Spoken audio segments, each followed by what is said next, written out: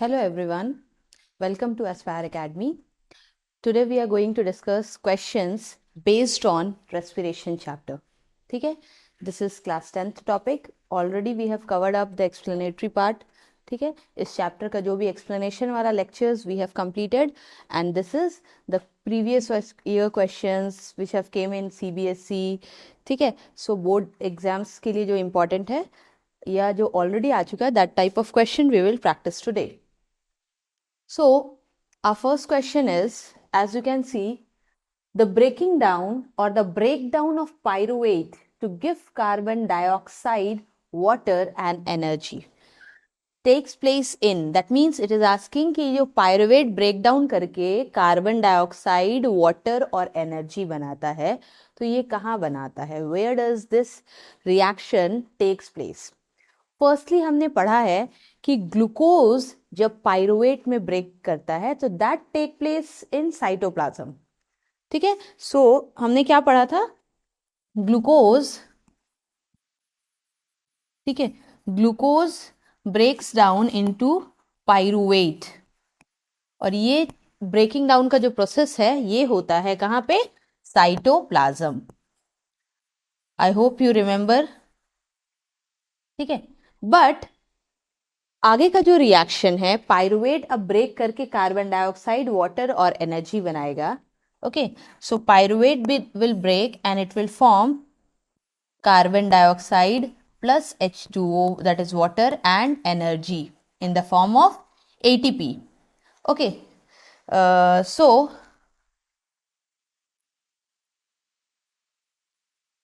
we will see कि glucose से pyruvate cytoplasm में हो रहा है, बट आगे का जो प्रोसेस है ये कहाँ पे होता है? माइटोकॉन्ड्रिया. ओके, सो आपसे पूछा जा रहा है कि ये breaking down of the pyruvate to give carbon dioxide, water and energy, ये प्रोसेस कहाँ पे हो रहा है? Only this much. So option है साइटोप्लाज्म. नो, ये ऑप्शन तो गलत हो गया क्योंकि ये तो पाइरुवेट, ग्लूकोज से पाइरुवेट साइटोप्लाज्म में बनता है. Chloroplast, no. Okay, then mitochondria है option, and last one is nucleus. By this equation I hope it must be very clear कि आगे का जो प्रोसेस है, पाइरुवेट अब कार्बन डाइऑक्साइड, वाटर, एनर्जी बनाएगा, वो कहाँ पे? Mitochondria. So we can mark this. Mitochondria को आप मार्क कर सकते हो. This is the correct option. Okay, so let's see the second question. Respiration is the process in which, respiration क्या है? What is the process of respiration? कैसे आप explain कर सकते हो? सिंपली हमने पढ़ा है the food particles, that means glucose जो है ऑलरेडी ब्रोकन डाउन हो गया डाइजेशन के प्रोसेस से, वो आगे अब ऑक्सीडाइज्ड होगा. ओके, देन ऑक्सीडाइजेशन के बाद क्या बनाता है? Energy is been produced. Okay, so respiration is the process in which energy is stored in the form of ADP. No, adenosine diphosphate के फॉर्म में तो स्टोर्ड नहीं होता है हमारे बॉडी में. नेक्स्ट ऑप्शन है energy is release and stored in the form of ATP. I guess you remember, energy जो स्टोर होता है किस फॉर्म में रहता है? That is in the form of ATP. Let's see the third, energy is not release. ये third option बोलता है कि एनर्जी रिलीज होता ही नहीं है रेस्पिरेशन में. This is totally wrong. Energy is used up. No, energy is not used up, it is given out during the process of respiration. तो ये दोनों option 100% it is incorrect. But यहाँ पे बोल रहा है it is stored in the form of ADP. No, the correct option is ATP. ठीक है, एटीपी के फॉर्म में एनर्जी स्टोर्ड होता है हमारे बॉडी में at the end of the respiration process. ठीक है, दिस थिंग्स क्वेश्चन है based on the respiration, so it is very important. अब पूछ रहा how many molecules of ATP is gained during an aerobic respiration. I hope you remember, aerobic respiration में that means, अगर आपको याद होगा तो एरोबिक जिसमें complete breaking down of the food होता है. ठीक है, एरोबिक में कंप्लीट ब्रेकडाउन होता है ग्लूकोज का. Okay, complete breakdown. Okay, and anaerobic reaction में क्या होता है? एनारोबिक जो होता है रेस्पिरेशन का process, in that the food is not completely break down but partially. तो यहाँ पे पार्शियल ब्रेकडाउन होता है. Okay, so it is only partial breakdown, because oxygen ज़्यादा अवेलेबल नहीं होता है, आइदर कमी होती है ऑक्सीजन की या तो ऑक्सीजन होता ही नहीं है एनारोबिक में, तो यहाँ पे कंप्लीट ब्रेकडाउन का प्रोसेस होता ही नहीं है. So in aerobic process 38 ATP बनता है. ठीक है, एक ग्लूकोज मॉलिक्यूल्स जब टूटते हैं, एक glucose molecules when it break forms 38 ATP. और एनारोबिक रेस्पिरेशन में 1 glucose molecules when break down it produces only 2 ATP. ठीक है, so how many molecules of ATP is gain during anaerobic respiration. आपसे पूछ रहा है, ये एनारोबिक वाला क्वेश्चन पूछ रहा है कि एनारोबिक में जब एक ग्लूकोज मॉलिक्यूल्स ब्रेक करता है तो कितने ATP बनते हैं. So our option correct option होना चाहिए, it is B, number B, that is 2. Total 2 ATP will be produced or you will be getting at the end of anaerobic respiration. तो B option correct हुआ. Let's see next question. Total oxidation of 1 glucose molecules during aerobic. अब ये क्या पूछा, aerobic respiration में कितने ATP produce होते हैं. Okay, so total oxidation of 1 glucose molecule, that means एक सेम ही है क्वेश्चन. ठीक है, 1 ग्लूकोज मॉलिक्यूल अगर इसका टोटल ऑक्सीडेशन हो, ठीक है, टोटल ऑक्सीडेशन पूरे तरह से अगर वो ऑक्सीजन के साथ ग्लूकोज मॉलिक्यूल कंबाइन कर रहा है इन एरोबिक रेस्पिरेशन, ठीक है, aerobic respiration, so it will produce 38 option है पहला. Number 2 B option is 30, 36, 32. So the correct answer will be 38 ATP. क्यों 38 ATP? As we have already seen during, let's see, अभी हमने just देखा था कि aerobic respiration में complete oxidization होता है फूड का, complete breakdown के बाद 38 ATP बनता है. So simply we can mark the correct option or number A. ठीक है, जो कि है 38 ATP molecules. Let's see the next question. Which is the correct sequence of air passage during inhalation? आप जब inhale करते हो, that means breathe in करते हो, ठीक है, not breathing, it is breathe in.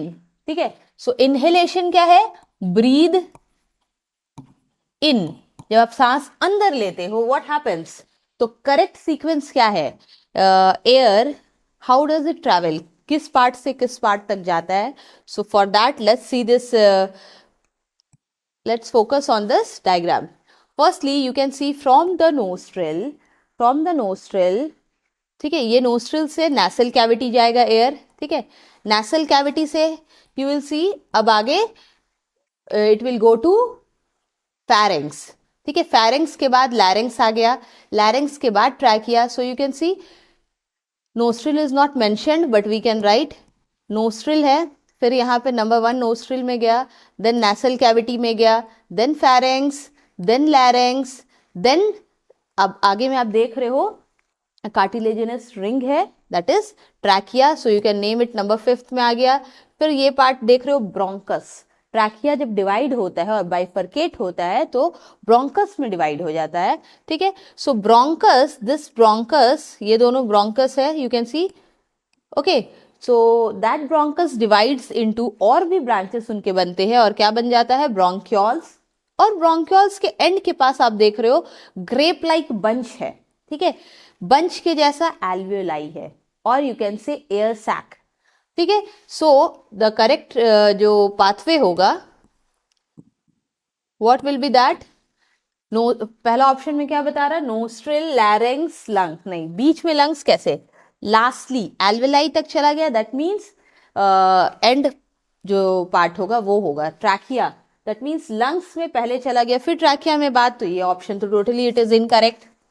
Nasal passage then trachea, directly trachea में कैसे जाएगा, लैरिंग्स पहले फेरिंग्स देन लैरिंग्स, तो ये it is also totally wrong. ठीक है, बिकॉज ये सीक्वेंस पूरा गड़बड़ है. नेक्स्ट ऑप्शन नंबर सी देखो, लैरिंग्स, डायरेक्टली लैरिंग्स में चला गया उसके बाद नोस्ट्रिल, ये भी गलत है. Okay, last option number D, nostril then pharynx then larynx then trachea then alveoli. ठीक है, उसने क्वेश्चन में ब्रोंकस, ब्रोंकाई मेंशन नहीं किया है, लेकिन फाइनली ट्रैकिया के बाद bronchus, then bronchi, then finally alveoli में एयर जा रहा है, तो this option is the correct one, so we can mark this D. ठीक है, सो लास्ट वाला सीक्वेंस करेक्ट था। Next question, the trachea is prevented from collapse. Okay, तो ट्रैकिया ये जो पार्ट है जो आप डायग्राम देख रहे हो, प्रीवियस स्लाइड एक बार फिर से देखते हैं। Okay, so you can see this wind pipe. ठीक है, ये जो विंड पाइप देख रहे हो आप, okay, so this windpipe trachea C shape का एक रिंग है, कार्टिलेजिनस रिंग है, इनकम्प्लीट रिंग है। ठीक है, सो ये क्या करता है, कोलैप्स होने से बचाता है ट्रैकिया को। जब हम एक्सहेल करते हैं तो पूरा का पूरा जब एयर बाहर निकलने लगता है तो ये ट्रैकिया कहीं कोलैप्स ना कर जाए। ठीक है, सो फिर ब्रीदिंग में दिक्कत होगा, so for that it is made up of cartilaginous. So our next question is, the trachea is prevented from collapsing by, means कौन है जो ट्रैकिया को बचाता है कोलैप्स होने से। ठीक है, व्हेन वी ब्रीद आउट, जब हम एयर बाहर रिलीज करते हैं तो as we are releasing the air, so हो सकता है ऐसा कि ट्रैकिया पूरा एक दूसरे मीन्स ट्रैकिया के जो मसल्स है वो कोलैप्स कर जाए। तो उससे बचाने के लिए क्या होता है ट्रैकिया के पास, जस्ट उसके लिए आप just go to the previous diagram. As you can see, इस डायग्राम में आप देख रहे हो ये पार्ट क्या दिखा रहा है, trachea, this part. Okay, and you can C ring like है, कैसा है ये, रिंग के जैसा दिख रहा है आपको। ओके, कार्टिलेजिनस रिंग है, शी शेप्ड का है, सी के जैसा शेप है, but the question is saying the trachea is prevented from collapsing, तो कौन बचाता है इन्हें कोलैप्स होने से। ऑप्शन दे रहा है कंप्लीट कार्टिलेजिनस रिंग, दूसरा ऑप्शन बोल रहा है इनकम्प्लीट कार्टिलेजिनस रिंग, थर्ड बोनी रिंग। बोनी रिंग तो बिल्कुल भी नहीं है क्योंकि जो रिंग है वो कार्टिलेज का बना हुआ है, तो इन दोनों ऑप्शंस में से ही चूज करना है हमें। काइटिनस रिंग भी नहीं होगा क्योंकि we know that it is made up of cartilage, तो वी नो क्या पता है हमें, सी शेप्ड कार्टिलेजिनस रिंग होता है।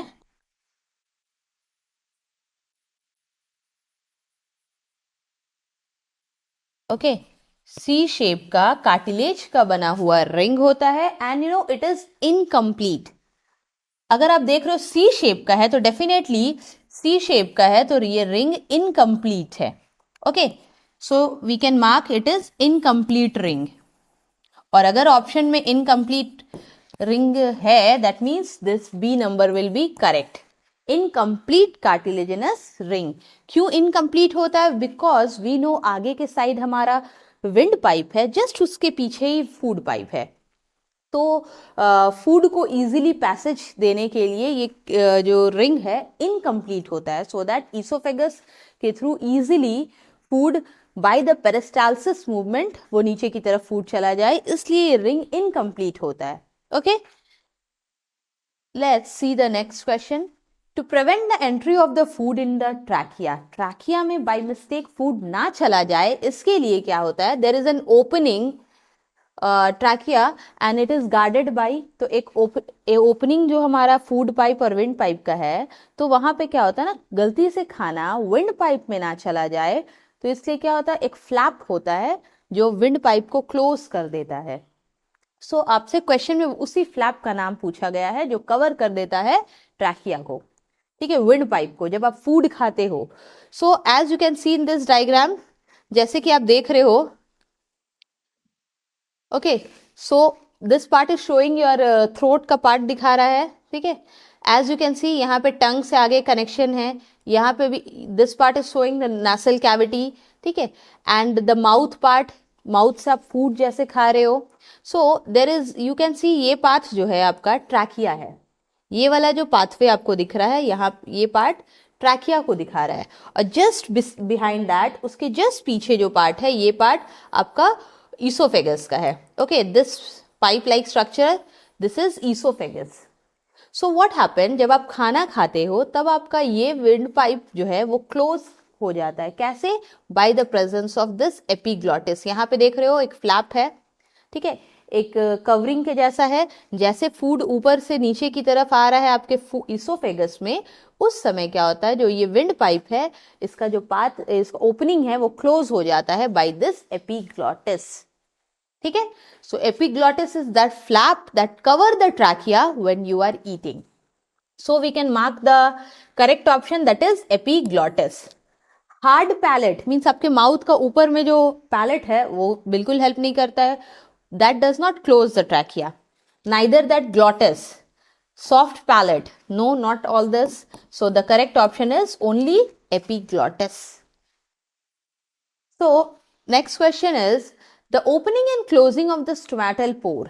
स्टोमैटा का ओपन होना और क्लोज होना किस चीज पे डिपेंड करता है? So as you can see this is stomata. ठीक है, ये डायग्राम क्या दिखा रहा है? स्टोमैटा। दिस मिडिल पार्ट जो वैकेंट स्पेस है जहां पे nothing is there, the hole और a space, that is the stomata. ये पार्ट क्या है? स्टोमैटा। ठीक है, और ये आप देख रहे हो गार्ड सेल है। ठीक है, गार्ड सेल का अपना भी क्लोरोप्लास्ट है। And you know water is entering the guard cell. जैसे ही वाटर एंटर करता है गार्ड सेल में, तो what happen, the guard cell swells. Guard cell जो है वो स्वेलिंग हो जाता है उनमें। As you can see in this diagram also, we can make the structure. ये किडनी शेप का जो आपको दिख रहा है ये क्या है? Guard cell. ओके, एंड बीच में जो स्पेस आपको दिख रहा है that is stomata. And adjacent cell जो नियर बाई सेल्स होंगे गार्ड सेल के जस्ट बिसाइड, ठीक है, सब्सिडरी सेल भी बोल सकते हो, एपिडर्मल सेल भी बोलते हैं। सो व्हाट हैपन, जिस तरह से water, when the water enter the epidermal cell, ये सब रेड वाला मार्क क्या है? Epidermal cell. Okay, epidermal cell, when the water enter this epidermal cell, तो इससे क्या होता है, अब वो आगे गार्ड सेल तक जाता है। Water enter the guard cell. Okay, ये सब वाटर है which is entering the guard cell, और जैसे गार्ड सेल में वाटर एंटर करता है इट स्वेल, एंड स्वेलिंग के वजह से क्या होता है? स्टोमैटल पोर ओपन्स। स्टोमैटा क्या हो जाता है? ओपन। बट जस्ट ऑपोजिट, अगर वाटर इस गार्ड सेल से रिमूव कर दिया जाए, that means if it is removing during the process of transpiration, ठीक है, so when the removal of water is seen, जब रिमूवल होता है वाटर का, so what happen at that time, the guard cell shrunken हो जाता है guard. Okay, guard cell shrink. Why? Because of the removal of water. जब water guard cell से बाहर जाता है, the guard cell shrink and the stomatal pore closed. Stomata get closed. So the question is asking, the opening and closing of the stomatal pore depends on, किस चीज पे depend कर रहा है? टेम्परेचर पे? Concentration of CO2 in the stomata? No, concentration of CO2 से बिल्कुल भी नहीं। ऑक्सीजन के कंसंट्रेशन से? No. Water in the guard cell, so we have seen the water is entering, it is making the guard cell in the swollen condition, और water जब निकल रहा है तभी गार्ड सेल श्रिंक कर रहा है, तो means water is playing the great role in opening and closing of stomata. So our correct option will be option number D. Temperature affect करता है नॉट सो मच जितना कि water in the guard cell that is affecting the opening and closing. Okay, so option D is the correct one. Next question है, glucose is converted into pyruvate. Glucose convert हो रहा है into pyruvate where? Just we have done the first question. ठीक है, इस lecture में सबसे पहला क्वेश्चन में हमने क्या देखा था कि glucose get converted into pyruvate. Okay, और पाइरुवेट से आगे क्या बनता है? CO2, H2O एंड ATP के फॉर्म में एनर्जी स्टोर्ड होता है. ठीक है, सो ये वाला जो रिएक्शन है, पहला रिएक्शन ग्लूकोज से पाइरुवेट का, that takes place in cytoplasm. And pyruvate से carbon dioxide and all that things goes on in mitochondria. Okay, so we can now answer this question. Glucose get converted into pyruvate where? In mitochondria? In the cytoplasm, in the muscle cells, yeast, no, muscle cells में तो बिल्कुल भी नहीं, ठीक है। So cytoplasm, yes it is in cytoplasm. Glucose से pyruvate कब बनना, ये साइटोप्लाज्म। अगर पूछता कि पायरुवेट से कार्बन डाइऑक्साइड कहाँ बनता है, water, ATP, that is mitochondria. So our correct option will be, it is cytoplasm. Change it and make it be, ये पार्ट को हम लोग सी कर देते हैं, ठीक है, A B C D. And so option number second जो कि है cytoplasm, that is the correct option. Okay, mitochondria में भी नहीं होता बिकॉज माइटोकॉन्ड्रिया में आगे का, फर्दर पायरुवेट के आगे का रिएक्शन होता है।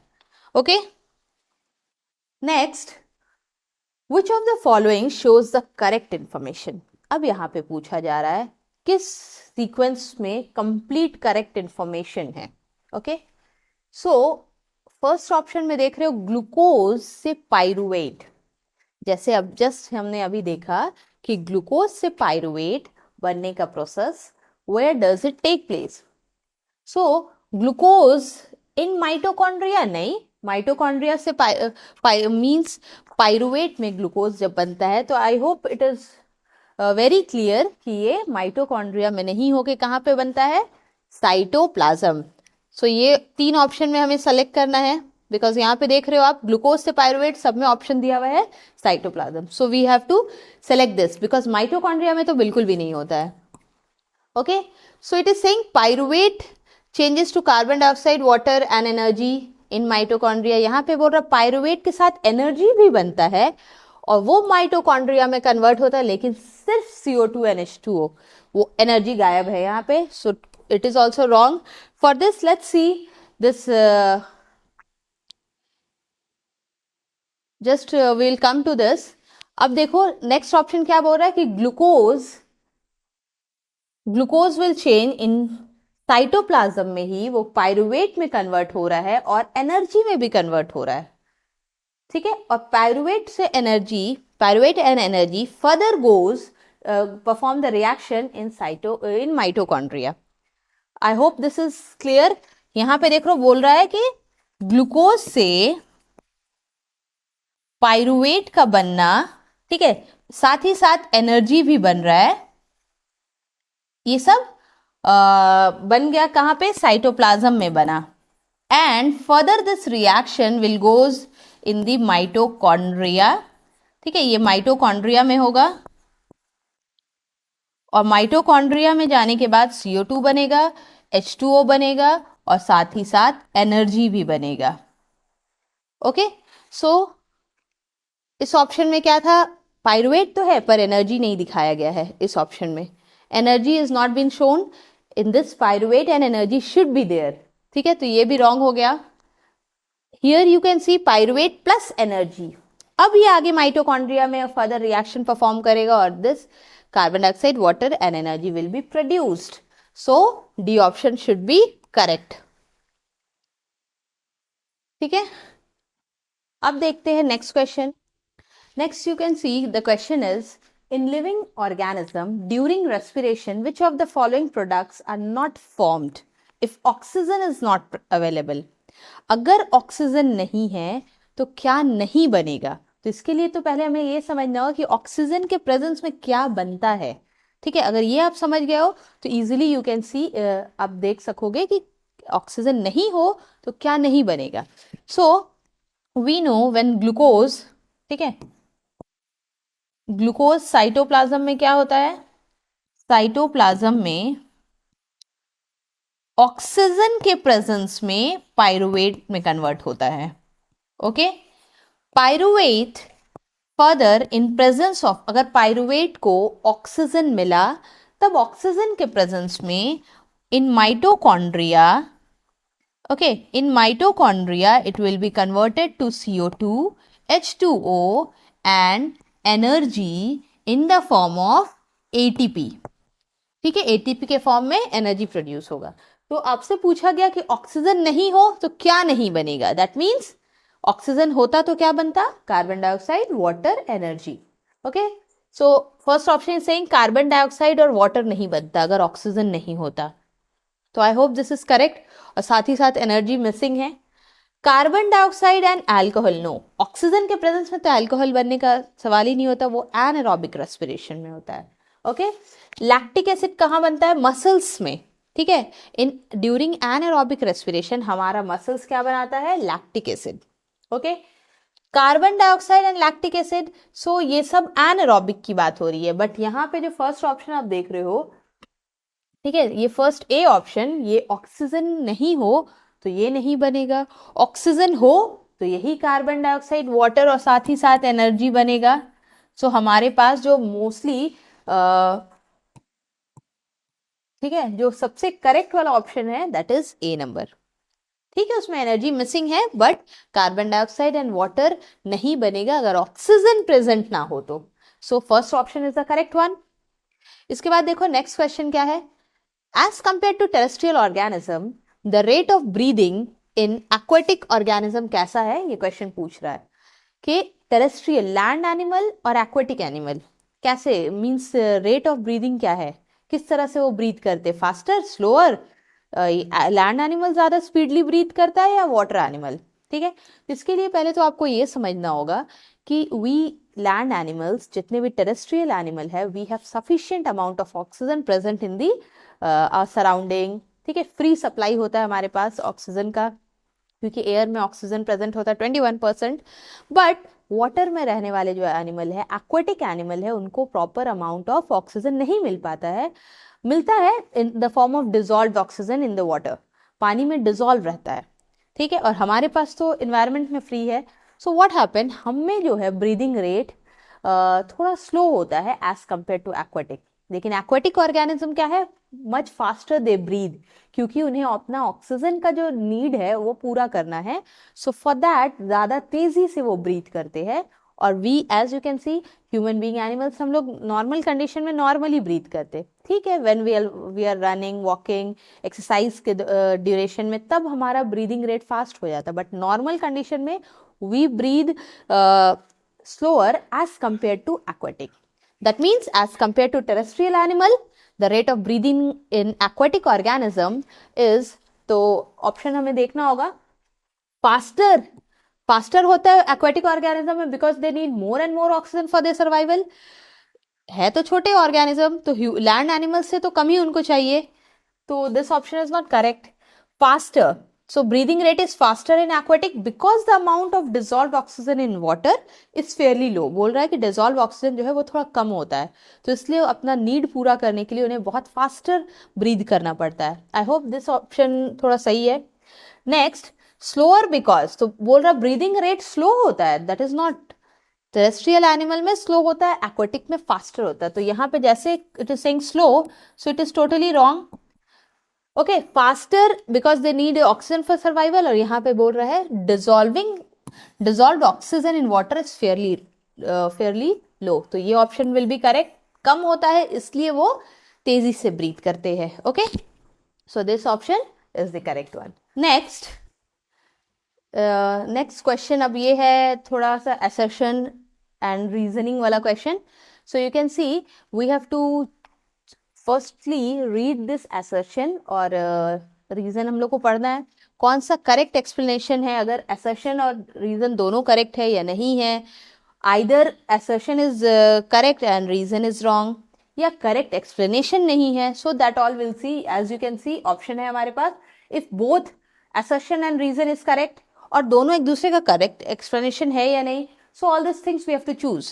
तो उसके लिए पहले हम लोग देखते हैं assertion है क्या, क्या बताया गया यहाँ पे। इन सम एनिमल लाइक एम्फीबियन, सो इस क्वेश्चन में क्या बोला जा रहा है, एम्फीबियंस जो है, in amphibian the first step of gaseous exchange occur through the body surface, मतलब amphibians you can take frog हो गया, ठीक है।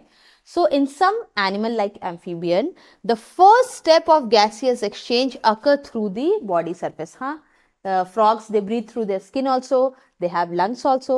तो पहला जो सिंपल तरीके से जो वो ब्रीथ करते हैं वो होता है स्किन के through. Okay, so gaseous exchange occur through the body surface that means skin के थ्रू होता है। ओके, एंड ये 100% करेक्ट।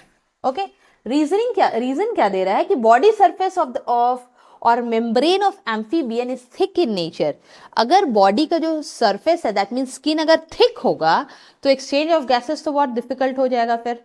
ठीक है, तो इतने सिंपली वो डिफ्यूजन के प्रोसेस से ब्रीदिंग उनमें नहीं हो पाएगा. ठीक है, so this is wrong because reason यहाँ पे सही नहीं है. अगर थिक है, अगर उनका स्किन या बॉडी सरफेस थिक है तो इट इज टोटली रॉन्ग. तब तो क्या होगा कि गैस एक्सचेंज आसानी से नहीं हो पाएगा. So this is not the correct reason. So we should mark which option. तो आप देख सकते हो कि यहाँ पे if both assertion and reason are true, no, both is not true. If both assertion and reason are true, but reason is not the correct explanation, reason ही गलत है. Okay, so if assertion is true but the reason is false, reason गलत है, so we should mark option number C क्योंकि reason गलत है. Okay, next, direction. In the following question, a statement of assertion is followed by statement of reason. मतलब assertion, ये भी assertion and reasoning वाला question है. तो आप देख रहे हो question क्या है? Aerobic respiration in human in multicellular organism. Assertion में क्या बताया गया है? Aerobic respiration. Aerobic means oxygen के प्रेजेंस में हो रहा है. In multicellular organism that is humans, ठीक है, involve the exchange of respiratory gases twice. तो इसमें क्या बोल रहा है कि जो हमारा गैसेस एक्सचेंज होता है वो ट्वाइस होता है. ठीक है, 2 बार एक्सचेंज ऑफ गैसेस होता है. रीजन क्या दिया? Exchange occur from lungs to heart. That means heart से, लंग्स से हार्ट में जाता है गैसेस और फिर हार्ट से लंग्स में जाता है. आई डोंट थिंक सो कि रेस्पिरेशन के प्रोसेस में आप हार्ट को कनेक्ट करोगे अभी. ठीक है, रेस्पिरेशन एनर्जी गेनिंग का प्रोसेस है. ठीक है, और एटीपी को प्रोड्यूस करता है, तो यहाँ पे हार्ट का तो कोई रोल नहीं है. सो इसके लिए पहले आपको समझना होगा कि एक्सचेंज ऑफ गैसेस होता है, ट्वाइस भी होता है. So this is correct. ठीक है, 2 टाइम्स होता है, बट हाउ? सबसे पहले क्या होता है? फर्स्टली जो हमारा when we breathe in and breathe out, ठीक है, तो उस समय क्या होता है? एक्सचेंज ऑफ गैसेस होता है फ्री इन्वायरमेंट और बॉडी सरफेस के बीच में. हमारा बॉडी सरफेस जो है और बॉडी सरफेस एंड किसके बीच में होता है? इन्वायरमेंट.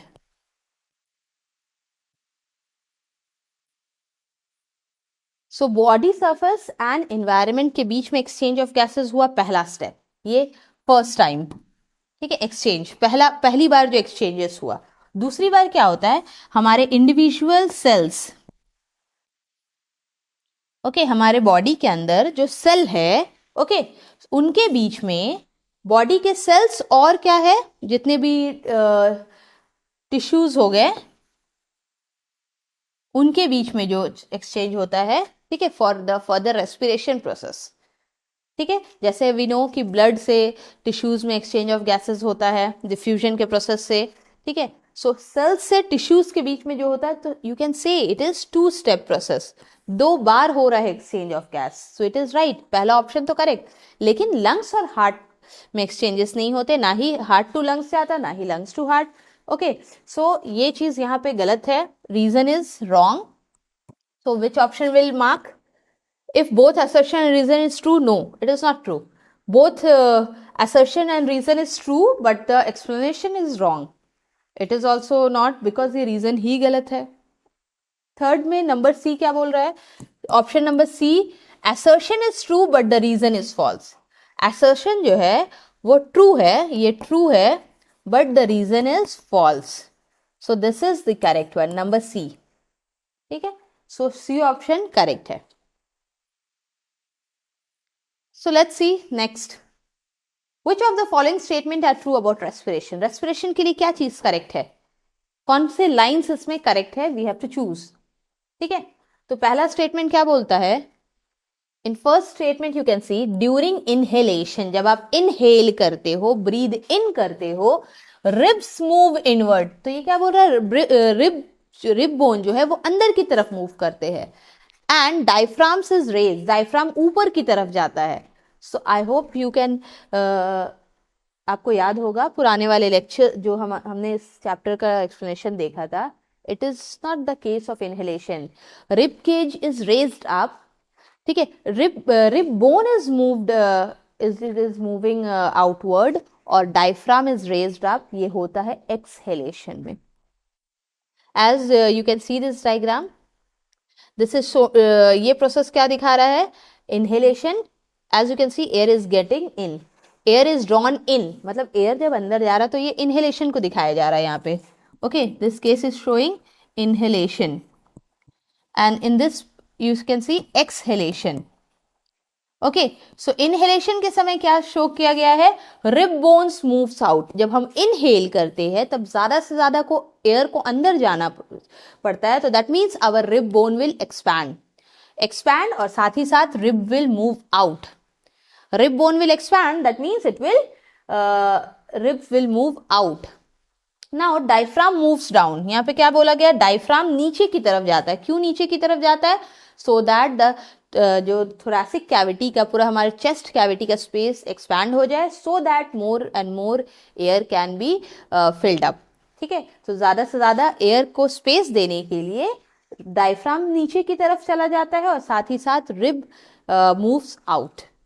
ओके, सो नेक्स्ट जब एक्सहेल करते हैं तब एयर इज फोर्स्ड आउट, जब बाहर जाने लगता है एयर, सो डायफ्राम जो है वो ऊपर की तरफ आ जाता है. ठीक है, and diaphragm gets upward and you can see rib bones जो है, रिब मूव्स बैक, वापस अपने पोजीशन तरफ. दैट मीन्स वो एक्सपैंड के बजाय अब वापस it will grow in out, ये इनवर्ड चला जाता है. एक्सहेलेशन के समय इन हो जाता है रिब बोन और इनहेलेशन के समय बाहर की तरफ चला जाता है. Okay, so in the alveoli, अब नेक्स्ट पॉइंट क्या बोलता है, in the alveoli exchange of gases takes place. So alveoli में एक्सचेंज ऑफ गैसेस हो रहा है. ठीक है, ऑक्सीजन अंदर की तरफ होता है एल्वेलाई में, क्योंकि ट्रैकिया, ब्रोंकाई, ब्रोंक्यूल से ऑक्सीजन अंदर जाता है. ठीक है, और टिश्यूज में अब ये एक्सचेंज हो जाएगा. ऑक्सीजन क्या होगा, टिश्यूज में चला जाएगा और कार्बन डाइऑक्साइड टिश्यूज से, ठीक है, टिश्यूज से CO2 जो होगा वो अब जाएगा एल्वेलाई में. एल्वेलाई में क्या जा रहा है वापस, टिश्यूज, वापस कार्बन डाइऑक्साइड.